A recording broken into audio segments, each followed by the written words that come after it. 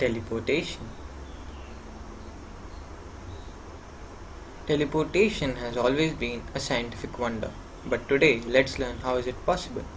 Quantum mechanics teaches us how does teleportation take place.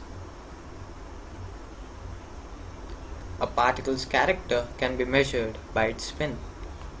What spin? Let's learn more. Spin is a characteristic quantity of particles through which we get to know about its appearance or the way it looks.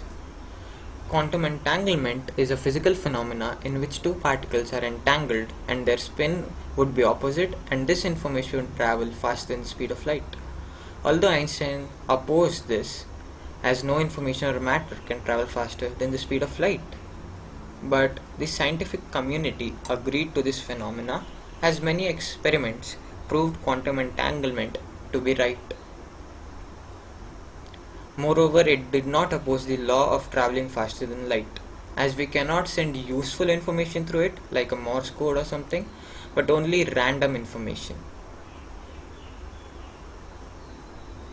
which cannot be transferred into a useful one. Now, teleportation can be done using entangled particles and changing their spin to our particle's spin. Then our body would replicate into two parts, but in the process our old body would be destroyed, but the new body would be reformed.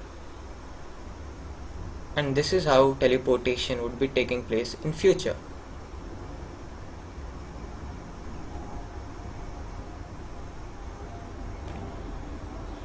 Although now photons have been teleported, our biggest success was when a molecule was teleported.